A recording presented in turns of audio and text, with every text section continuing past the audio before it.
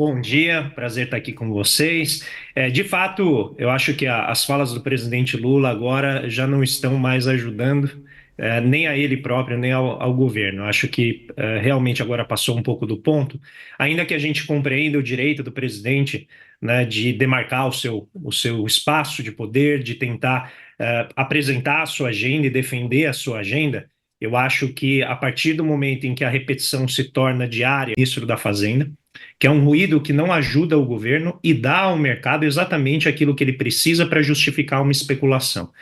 Agora, com isso que eu estou falando, eu não quero dizer que a culpa por toda a desvalorização do câmbio é do presidente Lula. Está longe disso. Porque o que a gente tem hoje é um cenário de uma economia como a brasileira, que é uma economia periférica, mas que tem uma moeda muito, muito líquida. Então, é o que a gente chama no mercado internacional de uma moeda commodity. Ou seja, como o petróleo, como várias outras commodities, os especuladores usam essa moeda para montar posições, para se defender de incertezas, para proteger os seus patrimônios. O que acontece num cenário incerto, como a gente está vendo lá fora? Os Estados Unidos estão mantendo a sua taxa de juros muito elevada. As taxas de juros de longo prazo, que não são diretamente controladas pelo Banco Central americano, estão subindo de maneira sistemática, porque o efeito da incerteza fiscal nos Estados Unidos, por conta do juro muito elevado, que está fazendo com que o serviço de juros da dívida pública deles fique muito elevado, faz com que o mundo inteiro perca dólares, porque esse juro muito elevado corre em direção à sua matriz emissora, que é os Estados Unidos.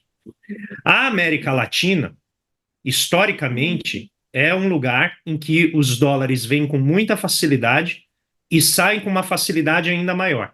Então, em cenários de incerteza, a volatilidade cambial, que é essa entrada e saída muito rápida de dólares, ela é mais intensa aqui na nossa região. Por um histórico de inflação muito elevada, taxas de juros também bem atrativas, mas com um grau de incerteza que sempre, né, deixa os investidores muito ali num estado de prontidão. Professor, O Brasil, desculpa, pode concluir, pode concluir. não só concluir, o Brasil particularmente, ele tem uma comporta mais aberta, porque como a moeda é muito líquida, esse dinheiro entra e sai.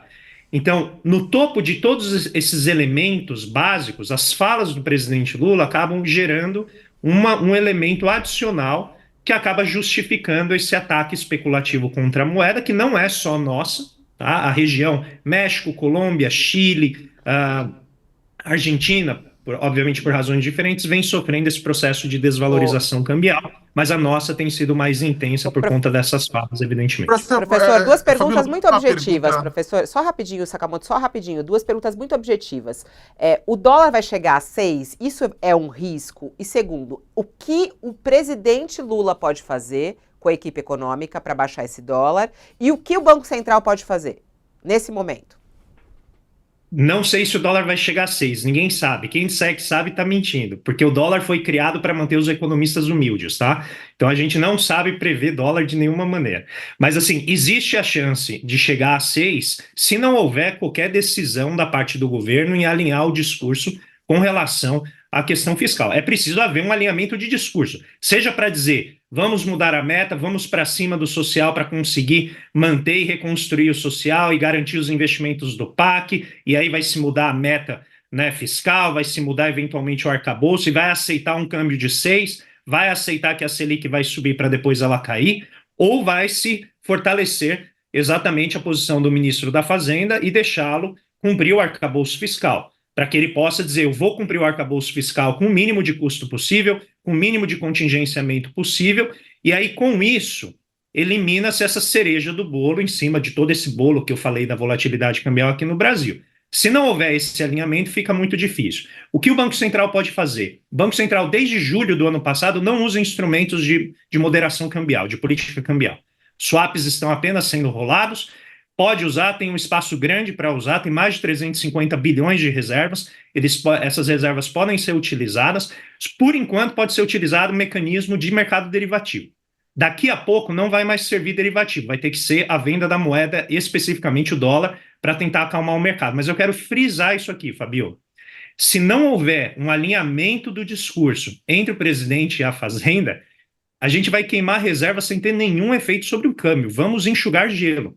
Porque André, esse é o argumento que o Banco Central internamente, ninguém fala isso em público, mas internamente é o argumento que o Banco Central tem utilizado, né? Olha, primeiro, você corre o risco de queimar a reserva e não resolver nada, porque um dos aspectos que levam a essa volatilidade é justamente o fato de que, a pretexto de especular ou não, seja qual a razão, o mercado aponta como uma dissonância essa diferença entre o objetivo da equipe econômica e as falas do presidente. Em algum momento, eles vão ter que chegar a um denominador comum e vão ter que dizer, ó, nós vamos fazer isso. Enquanto isso não ocorre, você concorda com a tese segundo a qual uma intervenção hoje do Banco Central para moderar o mercado do dólar seria queimar dólar à toa? Eu entendo que sim, porque se houver uma ação do Banco Central, que é o espaço de atuação, sem que precise haver aprovação de outros conselhos, que está ali mais ou menos num limite de alguns bilhões de dólares, se o Banco Central entra com essa ação e o presidente volta a questionar a autonomia do Banco Central ou a fazer alguma fala que o mercado entende como sendo uma ameaça ao espaço de política monetária, aí o mercado vai rapidamente desvalorizar o câmbio muito mais rapidamente do que, né, o Banco Central vai ter poder de conter. Então eu acho que tem que ser uma ação coordenada. Acho que o presidente já marcou a posição dele, já deixou claro aquilo que ele fala, já chamou a atenção para o problema do comportamento do Roberto Campos Neto, já chamou a atenção para os limites da autonomia do Banco Central, e eu acho que agora está na hora de deixar, né, a diretoria eleita trabalhar, está na hora de deixar o ministro da Fazenda colocar de maneira clara como ele vai atingir as metas fiscais, para não, novamente, não dar motivo, lembrando o Tim Maia aqui, não dar motivo ao mercado para usar o poder descomunal que ele tem no mercado de câmbio, no mercado monetário, para jogar contra a moeda, jogar contra a estabilidade do real. André, bom dia. Dentro dessa discussão, você até falou das ferramentas que o Banco Central não tem usado, né? Que daria para usar sem exatamente queimar o grosso da reserva, como swap cambial, né? De você garantir proteção a investidores para a questão do mercado futuro do dólar e aí influenciando no mercado presente.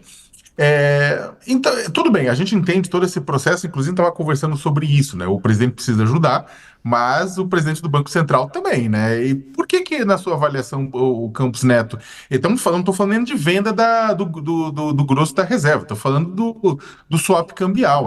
O Banco Central já tinha feito isso, né? No início do governo Lula. Ele não tem feito agora, por quê? Por causa desse período todo. Existe alguma razão para isso? Razão política?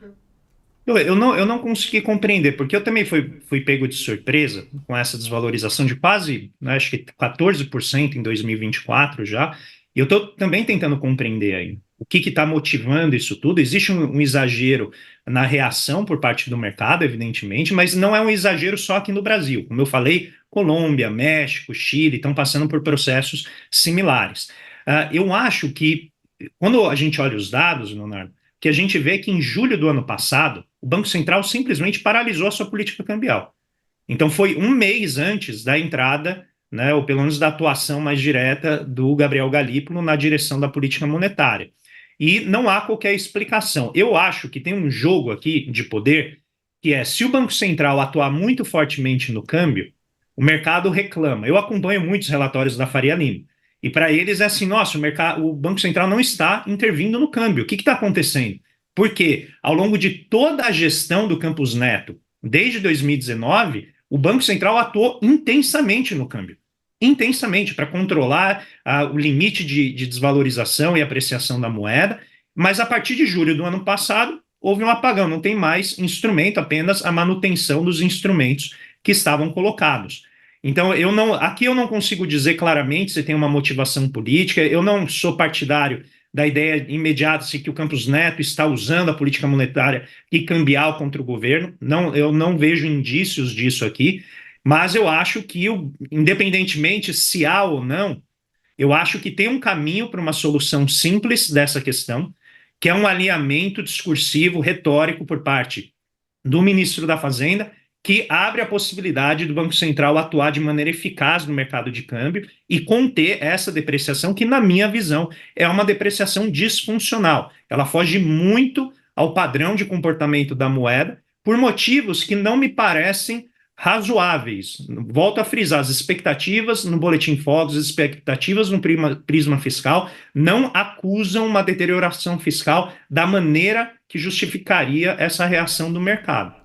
Ô André, você falou agora uma coisa importante, as pessoas estão falando assim, então quer dizer, para Bolsonaro ele ajudava a reduzir o dólar, para o Lula não, você acabou de dizer, eu não posso falar em motivação política, mas dá para levantar essa suspeita, professor, porque você acabou de dizer aqui que não eram poucas as intervenções do Banco Central para segurar o dólar durante o governo Bolsonaro, né? E no governo Lula não teve nada até agora que o Banco Central tenha feito para segurar o dólar? Então, foi feito até julho do ano passado. Até julho, primeiro semestre, você teve alguma atuação, principalmente por conta da incerteza que foi gerada depois da vitória eleitoral. Você teve muita agitação, muita volatilidade do câmbio. Mas a partir de julho, existe um movimento um tanto, né, passivo do Banco Central, talvez exatamente porque o Banco Central tenha começado a reduzir a taxa de juros, quando o mercado todo, né, inclusive vários gestores, já estavam pedindo por redução dos juros. Então, talvez ali o entendimento da parte da diretoria tenha sido, como as expectativas estão indo na direção de uma desinflação, na direção de reduzir a taxa de juros, então a gente não precisa tanto atuar no câmbio, e de fato, Fabio, a gente teve uma apreciação cambial razoável, né? Então o câmbio passou da barreira psicológica dos R$ 5, baixou de R$ 5, e não havia, aparentemente, indicação, né, de motivo para atuar. Agora, eu acho que mudou, o cenário mudou. A gente já teve uma desvalorização, se pegar ali os meses finais de 2023 para cá, quase 18%. Então, eu acho que o Banco Central pode começar a atuar de uma maneira a amenizar essa desvalorização, ele tem instrumentos para fazer isso. Se a gente voltar lá na pandemia, a gente vai ver uma fala do Campos Neto, quando as reservas internacionais estavam mais baixas do que elas estão hoje, ele falou, o Banco Central tem amplos instrumentos, amplo espaço para poder segurar o câmbio. Então, eu acho que já deu, dá para começar nessa história, está na hora de começar a moderar o câmbio, e eu acho que o alinhamento do discurso vai fazer quase um milagre aqui, quase um milagre. Não vai resolver todo o problema, mas pelo menos vai acalmar de uma forma muito substancial o que hoje está motivando nessa especulação muito forte contra a moeda. Muito bom. Professor, só uma última perguntinha que tem aqui também, muita gente querendo saber se vai vir mesmo a picanha no governo Lula. Tem aí uma discussão sobre a desoneração da carne e é muito interessante porque o Lula prometeu isso na campanha eleitoral, né? É picanha e cerveja pra galera. E as pessoas querem saber como é que está essa discussão aí da equipe econômica, porque parte de integrantes do grupo de trabalho que discute lá a história da reforma, da regulamentação da reforma tributária em debate na Câmara, eles estão costurando essa questão da desoneração da carne, né? O grupo de trabalho está discutindo isso e eles querem colocar qualquer proteína animal, carne, frango, peixe, nos itens da cesta básica, quer dizer, o pobre pode comer proteína, tem que estar zerada. Você acha que tem que zerar mesmo? É para dar picanha para o pessoal, professor? Como é que você analisa essa questão da desoneração da carne? Que peso isso vai ter na nossa economia, para o bem e para o mal? Não, eu acho que a desoneração da carne, se ela for, precisa ter um estudo para verificar, né, quem vai ser afetado por essa medida. Porque às vezes a mera desoneração, ela não permite o acesso do bem por parte das pessoas de mais baixa renda, porque tem uma questão de nível de renda. Então, às vezes você desonera, né, tira, sei lá, 20% do imposto, mas o nível do preço daquele bem ainda é muito alto para que as pessoas possam acessar com o nível de renda delas. Eu ainda acho, pelos últimos estudos que eu vi, que são mais antigos, que ainda o benefício é focado no topo da distribuição, que é quem tem mais renda para comprar um bem como esse, tá? Estou falando de picanha, de carnes que são mais nobres. Então, é preciso verificar se o efeito líquido vai ser positivo, porque desonerar apenas para dar a impressão que você está dando acesso, mas a população não está tendo acesso, eu acho que aí a gente, de novo, mina a eficácia da reforma tributária, porque aí a gente vai ter que elevar a alíquota para compensar essa desoneração, sem ter o efeito pretendido. Eu ainda defendo que a gente faça o cashback que é aquela devolução automática para pessoas de baixa renda no ato da compra de um bem, porque eu acho que permite focalizar o benefício em quem realmente importa, que são as pessoas de baixa renda. Então, pode-se colocar, por exemplo, a picanha dentro dessa lista de que vai haver o cashback para as pessoas de baixa renda. E aí você estorna apenas para eles, se essa for uma possibilidade, eu acho que a Fazenda deveria considerar. O pessoal tá falando aqui, ó. Eu acho que o Lula já cumpriu a promessa. Eu paguei a picanha a R$ 39. E é verdade, já tem mesmo em alguns lugares. Tá aí, ó. Não, Fabíola, de verdade, assim, falando de uma maneira objetiva, o preço da carne caiu de uma maneira generalizada. A questão é saber novamente se gera o efeito pretendido.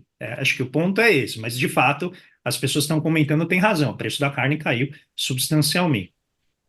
Doutor André Roncaglia, é sempre uma honra tê-lo aqui. O pessoal tá falando, ó, o professor tem todo o meu respeito, mas esse mercado, eles não gostaram que você começou falando que a frase do Lula passou do ponto. Eles queriam que você fosse para cima do mercado. Mas deixa eu só colocar, É, isso é importante, porque é. quando a gente está lidando com o mercado financeiro, é preciso que a gente entenda o poder que a gente tem.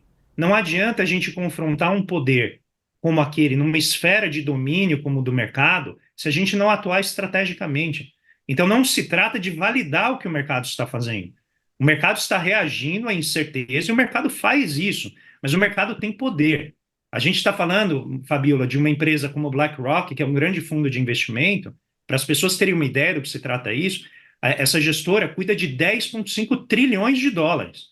O PIB brasileiro é 2,5 trilhões de dólares. Eles cuidam de 4 Brasis.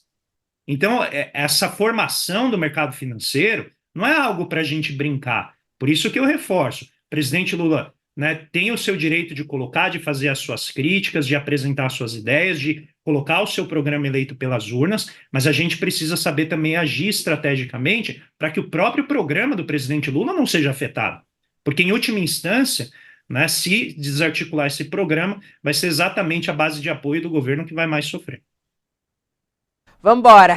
Professor, obrigada. Um beijo para você. Bom trabalho. Obrigado. Fiquem bem. Tá aí, é bom a gente ouvir um economista, né? Sakamoto e Josias, para que a gente possa entender. Até o professor Roncaglia, na semana passada, dizia aqui, né, Josias, que não tinha só a ver com questão interna, e agora ele fala